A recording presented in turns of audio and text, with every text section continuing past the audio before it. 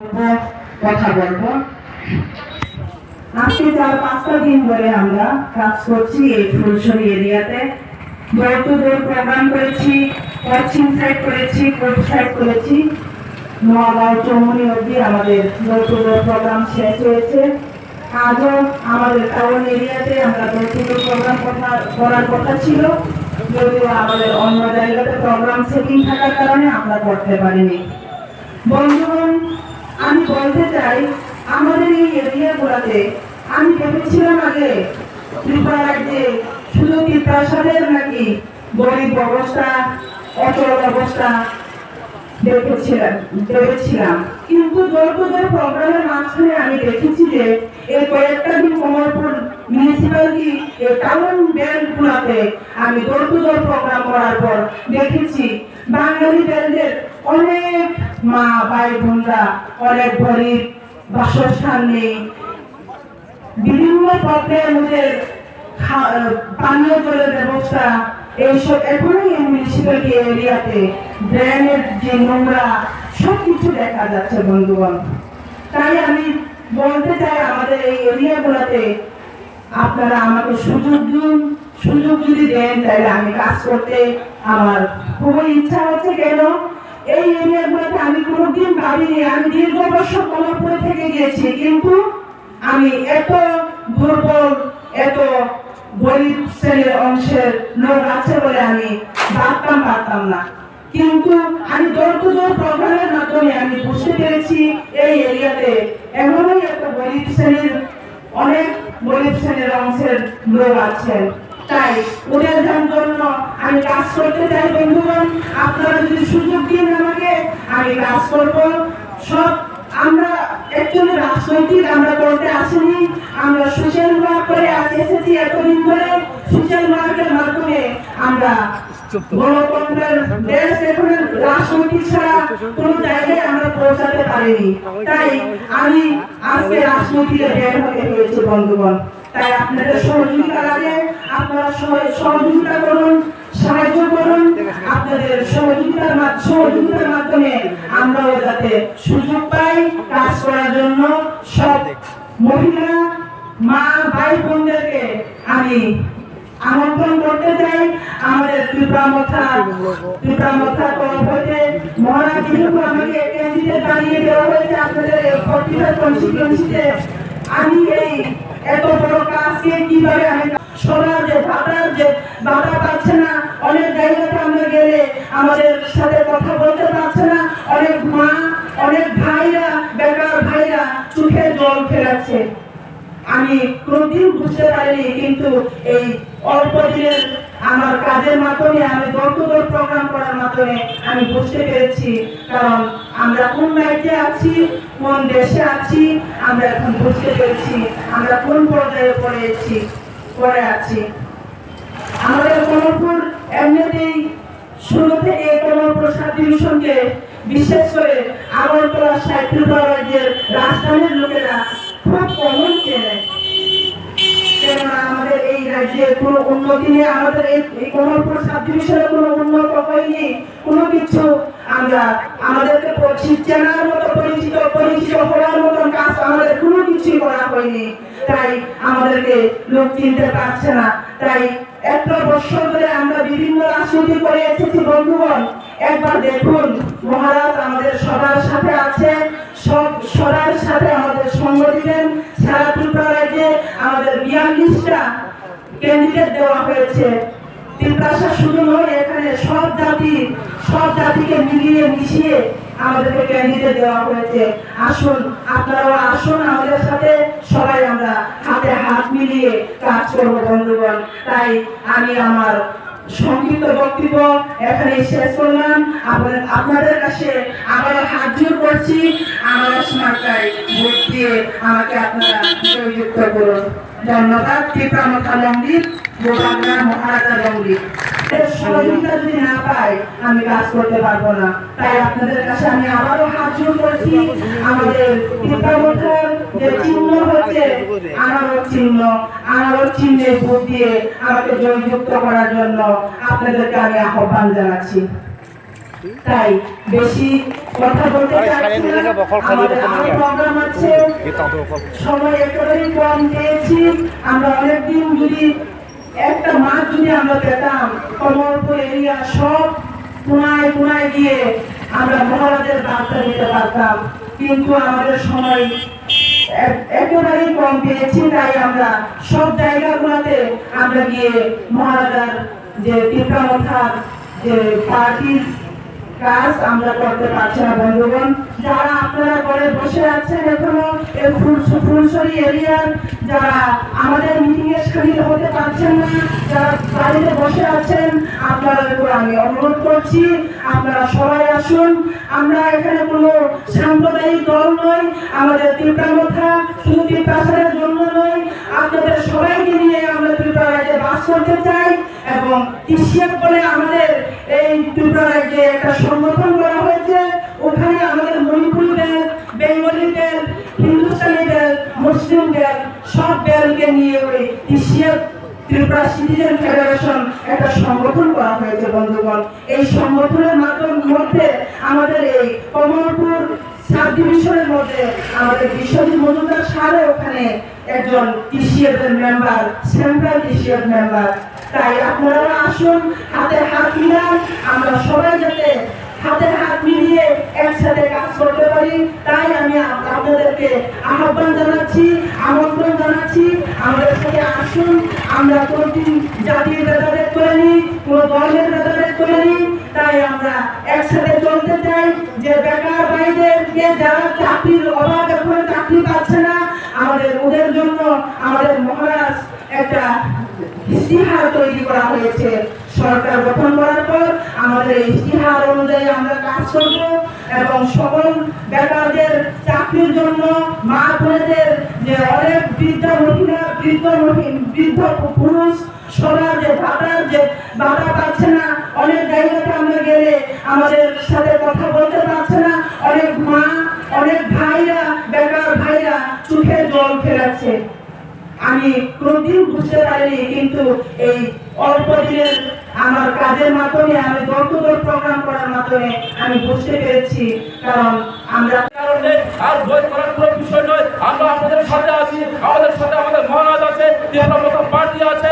আগামী দিনে এই অসুবিধার বিরুদ্ধে লড়াই করতে হলে একমাত্র রাস্তা, একমাত্র পথ, সেটা হচ্ছে তীব্রমথা পার্টি। মহারাজার নেতৃত্বে আমরা এগিয়ে যাব, সকল অংশের মানুষের জন্য কাজ করবো এবং আবারও পুনরায় আলোচনা ভোট দিয়ে আমাদের মেরে দেওয়া প্রার্থীকে বিপুলভাবে জয়যুক্ত করে আগামী দিনে 2 মার্চে আমরা লাল ভোট আবিরে মেখে আমরা বিজয় মিছিল করার জন্য আমাদেরকে সুন্দর করে দেবেন এই আশা আমরা রেখে আমাদের সংযুক্ত আলোচনা শেষ করছি। তীব্রমথা লংলিপ মহারাজ লংলিপ কালকে ধমকি দিয়ে সে মানুষকে আটকানো যাবে, কিন্তু সেখানে তীব্রমথা দাঁড়িয়ে আছে। তীব্রমথা সেই হুমকি ধমকি ধরে না, তার জন্য লড়াই করতে প্রস্তুত। তীব্রমথা শেষ করে চুপ কাজে কথা বলার অধিকার রাখে, তার নাম হচ্ছে তীব্রমথা। আর আমাদের নেতা হচ্ছে আমাদের মহারাজ। আর সেই ত্রিপুরা রাজ্যের মধ্যে সে যদি মানুষের কথা করতে পারে, মানুষের যদি শান্তি কোথায় রাখতে পারে, সে একটাই পার্টি পারে, তার নাম হচ্ছে তীব্রমথা পার্টি। সে তীব্রমথা পার্টি ত্রিপুরা রাজ্যের মানুষকে রক্ষা করতে পারে। নির্বাচনের পরে সে দিল্লি চলে যাবে, দিল্লি চলে যাবে, তখন রক্ষা করতে তীব্রমথা পার্টি রক্ষা করতে পারবে, জনগণের সাথে থাকতে পারে তীব্রমথা পার্টি। তাই আপনারা এগিয়ে আসুন, আপনাদের ভোট মূল্যবান ভোট, এই ভোট আপনারা নষ্ট করবেন না। আপনার বাইরে থেকে বেরিয়ে আসুন, বেরিয়ে এসে 16 ফেব্রুয়ারি আগামী ভোট দিয়ে আমাদের প্রার্থী মেনে নেব, আমাদের জয়যুক্ত করে সেই ত্রিপুরা কমলপুরের জন্য আমাদের কাজ করার একটা বার সুযোগ দিন। 72 বছর ধরে এই কমলপুরের বাসী ন্যাশনাল পার্টিকে জয়যুক্ত করেছি আমরা। কখনো সিপিএম, কখনো কংগ্রেসকে, কখনো বিজেপিকে আমরা জয়যুক্ত করেছি। একবার তীব্রমথা পার্টিকে সুযোগ দিন। এই দিল্লি থেকে ভাড়া করে আনা নেতা নয়, দিল্লি থেকে হায়ার করে আনা নেতা নয়। তিনি এই রাজ্যের মানুষ, এই রাজ্যে জন্মগ্রহণ করেছেন, এই রাজ্যে তার রক্তবিন্দু করেছেন। তাই বলতে হয় আপনারা এই তীব্রমথা পার্টিকে, আপনার রাজ্যের পার্টিকে, আপনার ঘরের পার্টিকে একবার কাজ করার সুযোগ দিন, যাতে বেকারদের আমরা কর্মসংস্থান করতে পারি, মহিলাদের সেবা করতে পারি এবং শিশুদের চিকিৎসার ব্যবস্থা ভারতীয় করতে পারে, শিক্ষার ব্যবস্থা ভারতীয় করতে পারে এবং আগামী যে আমরা এগিয়ে যেতে পারি।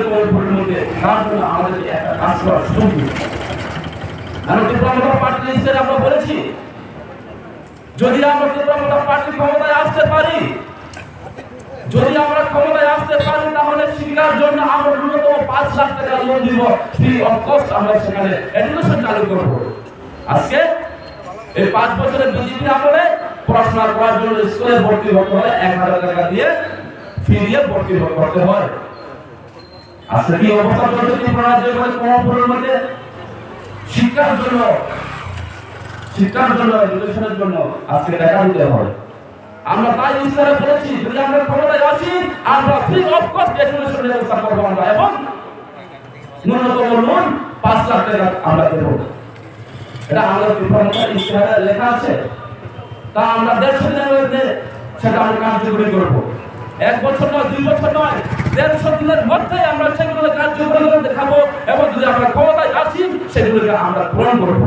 তাই আপনারা আমাদেরকে আপনাদের মূল্যবান ভোটকে যার যার মতো করে আশীর্বাদ করে আমাদের আলোর চিহ্নে ভোট দিয়ে আগামী দিনে কর্মপুরের জন্য কাজ করার জন্য, কি পাহাড়ে কি বাঙালি কি মণিপুরি মুসলিম সকল মানুষকে নিয়ে চলে একত্রভাবে চলার জন্য আগামী 16 তারিখ আলোর চিহ্নে ভোট দিয়ে আমাদের ক্যান্ডিডেট মেরি দেবমাকে বিপুলভাবে জয়যুক্ত করার জন্য আমরা অদত্ত কণ্ঠে আহ্বান রাখছি। তাই আপনারা এগিয়ে আসুন, আপনাদের ভয়ের কারণে আপনাদের সাথে আপনাদের পাশে আমাদের মহারাজ আছে, আমাদের ত্রিপুরা পার্টি আছে।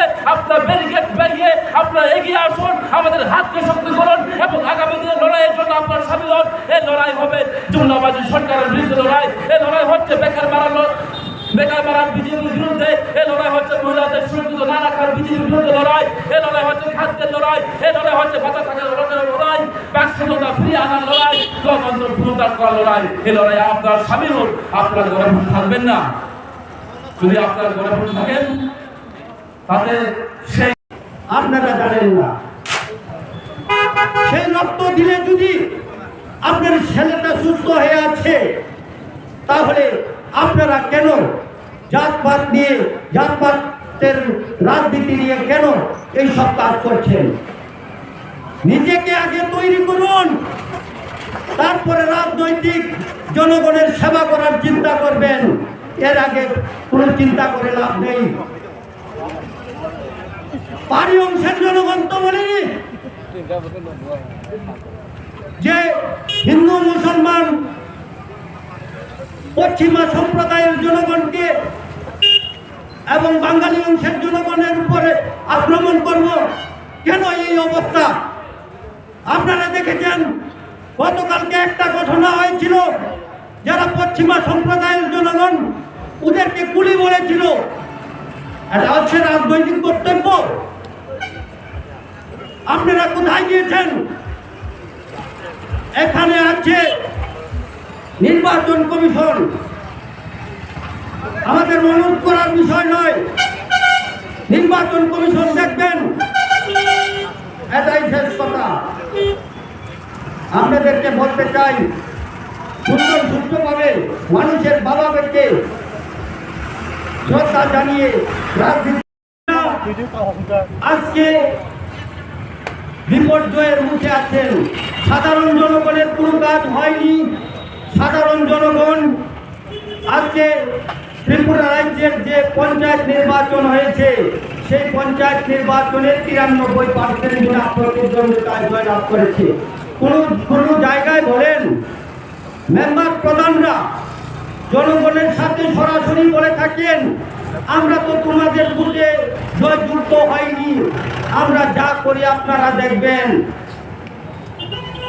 আপনারা দেখেছেন বিভিন্ন পঞ্চায়েতে কাজকর্ম চলছে। যদি একটা ওয়ার্কার হয়, একটা কাজের 60 জন শ্রমিক নিয়োজিত থাকে, এর মধ্যে 30 জনে কাজ করেন, বাকিরা কাজ করেন না। তাদের নেতা কর্মীদের ধমকানোর কারণে আজকে যারা শ্রমিক কাজ করছে তারা কিন্তু সেই কাজের সঠিক যে 340 টাকার কথা ছিল, প্রায় এখন 10 দিন কাজ করলে 2200 কত টাকা সামথিং, সেই জায়গাটা পর্যন্ত পাচ্ছে না। আসলে ওরা মনে করছে আমরা ক্ষমতায় আছি, আমরা দয়া করে ওদেরকে দিচ্ছি। আর এই সরকারটা তো চলছে জনগণের ট্যাক্সের উপরে। আজকে ত্রিপুরা বলুন, ইন্ডিয়ান গভর্নমেন্ট বলুন, এই সরকারটা জনগণের ট্যাক্সের টাকার উপরে চলছে। ত্রিপুরা রাজ্যের বা ভারতবর্ষের কিছু সম্পদ আছে, সেই সম্পদটিকে কিভাবে কাজে লাগিয়ে আমাদের বিভিন্ন শাখায় যারা কর্মচারীরা নিয়োজিত আছেন তাদের বেতন দেওয়া হচ্ছে। তার জন্য তো তাই নয়, আপনারা দেখেছেন কমলপুরে যে পরিমাণ ড্রাগসের রমরমা চলছে, তার জন্য আজকে আমরা পুলিশ প্রশাসনকে অনেকবার রিপোর্ট করেছি। তারপরে ওরা সেই ড্রাগ ব্যবসায়ীদেরকে দমন করতে পারছেন না। যারা ড্রাগস খাচ্ছে তাদেরকে দমন করার চেষ্টা করছে। তাহলে আমরা ওইপুরে যদি বিনাশ না করি তাহলে সেই রমরমা ব্যবসা আরো চলবে। আজকে একটা সাধারণ মানুষ, তার পরিবারের ছেলেটা যদি এইভাবে ড্রাগসের মধ্যে নিয়োজিত হয়, নিত্যদিন 500 টাকা লাগে, তাহলে সেই টাকাটা কোথা থেকে আসবে? মাকে মারবে। অবস্থার মধ্যে দাঁড়িয়ে প্রশাসন বলুন, সরকার বলুন, কোনো পদক্ষেপ নিচ্ছে না। নেশার উপরে চলছে এই সরকারটা। এই সরকারের কিছু গুরুত্বপূর্ণ বিষয় আপনারা জানেন। মন্ত্রী বাহাদুররা যারা আছেন আমাদেরকে আধার কার্ড লিঙ্ক করে দিচ্ছে ব্যাংকের মাধ্যমে। সাইবার ক্রাইম, সেই সাইবার ক্রাইমকে যদি দমন না করা যায় তাহলে ভারতবর্ষের বা ত্রিপুরা রাজ্যের কোনো মতেই উন্নতি হবে না। ফেক অ্যাকাউন্ট করে সেইগুলা ভারতবর্ষের টাকা প্রচুর করছে। আপনারা দেখেছেন নোটবন্দির পরে এই ভারতবর্ষের টাকা সুইস ব্যাংক থেকে এনে দেবে, পরিবার পিছু 15 লক্ষ টাকা করে প্রদান করবে। আপনারা পেয়েছেন কি? এই সরকার বলেছিল আমরা ভাতা 2000 টাকা করে দেব, কিন্তু 2000 টাকা করা তো দূরের কথা, প্রায় 60,000 ভাতা কেটে দিয়েছে। আজকে সাধারণ মানুষ যারা ভাতার উপরে নির্ভরশীল তাদের অবস্থানটা কোন জায়গায় আছে ওদেরকে জিজ্ঞেস করুন। আপনারা জানেন যে তীব্রমাথা দলটা মহারাজ ত্রিপুরা রাজ্যে ভারতবর্ষে যখন গণতন্ত্র আসেনি সেই সময় থেকে রাজার শাসন ব্যবস্থা ছিল। রাজার শাসন ব্যবস্থায় তো হিন্দু, মুসলিম, পাহাড়ি, বাঙালি, বৌদ্ধ, জৈন, খ্রিস্টান তারা সবাই ছিলেন। তাদের মধ্যে তো কোনো মতবিরোধ ছিল না। আজকে এই সরকারের আমলে কেন এত মতবিরোধ, জাতপাত নিয়ে ভাগ করে দিচ্ছে? আজকে এমন একটা প্রেক্ষাপটে দাঁড়িয়ে এই ত্রিপুরা রাজ্যের 23 নির্বাচন হতে চলেছে। আপনারা জানেন কংগ্রেস এবং সিপিএম জোট হয়, বামপন্থের প্রার্থী যিনি নমিনেশন সাবমিট করেছিলেন উনি প্রত্যাহার করে নিয়েছেন। কংগ্রেস দল এমন একটি প্রার্থী নিয়োগ করেছেন যে প্রার্থী শাসক দলের থেকে অনেক কিছু করেছেন, কিন্তু ওনাকে আজকে কংগ্রেস দল প্রার্থী করেছে। ওনাকে ভোট দেওয়া আর সরাসরি বিজেপিকে ভোট দেওয়া একই কথা। আজকে মহারাজের দল তীব্রমাথাও এটা তো একমাত্র বিজেপি দলটাই মাঠে বাজার সব জায়গায় ছড়িয়ে দিচ্ছে। তাদের কাছে একবার জিজ্ঞেস করুন, কেন কোন রাজনৈতিক দলকে মাঠে নামতে আপনারা দিচ্ছেন না? তার কারণে একটা বাঙালি অংশের জনগণ কোন দলে যাবে ওদেরকে জিজ্ঞেস করুন। বিজেপি না করলে ত্রিপুরায় যে কোনো দল করতে পারবে না, এই অবস্থায় দাঁড়িয়েছিল বিশেষ করে কমলপুরটা। আমরা বাঙালি পর্যন্ত কোনো প্রোগ্রাম করতে পারিনি, এই অবস্থা কেন? আজকে প্রশাসন তো আছে, প্রশাসন কিন্তু কর্ণপাত করছিল না। কেন এই অবস্থা পরিণত হয়েছে? মানুষের জন্য কোনো দলই খারাপ নয়, সব দলই ভালো, কিন্তু যারা পরিচালনা করছে তাদের মানসিকতা কোন জায়গায়, মানুষের ভাবনাটাকে ভালো করে ওদের বুঝে নেওয়া দরকার। আমরা তো মানুষ, একটা মানুষ মানুষের জন্য উপকার করতে পারবে না, এটা কোন ধরনের কথা? কথা বললেই পাকিস্তান আর বাংলাদেশ, পাকিস্তানকে যা খুশি করে নিন, আমরা মুসলমান অংশের জনগণ, বাংলাদেশকে যা খুশি করে নিন, রাষ্ট্রসংঘের সাথে কথা বলুন। এর জন্য ভারতবর্ষের যারা নাগরিক, গণতন্ত্র এবং সংবিধান মেনে যারা রাজনীতি করছে তাদের উপরে কেন আক্রমণ? আপনাদের কাছে বলতে চাই, শুধু আমরা ভোটের জন্য রাজনীতি করব এটাই শেষ কথা নয়। মানুষের জন্য একবার ভাবুন, মানুষকে কি পরিষেবা দিয়েছেন, এখন ভোট চাইছেন কিসের জন্য? কি দিয়েছেন?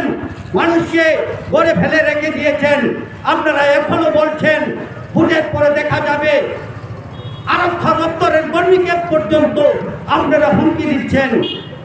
আপনাদের কিসের বলে আপনারা হুমকি দিচ্ছেন? আপনাদের কাছে বলতে চাই,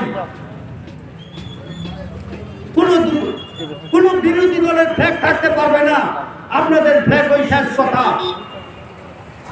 এই রাজ্যের জনগণ তো এই কথা বলে না। আমাদের মধ্যে তো কোনো বিভেদ ছিল না।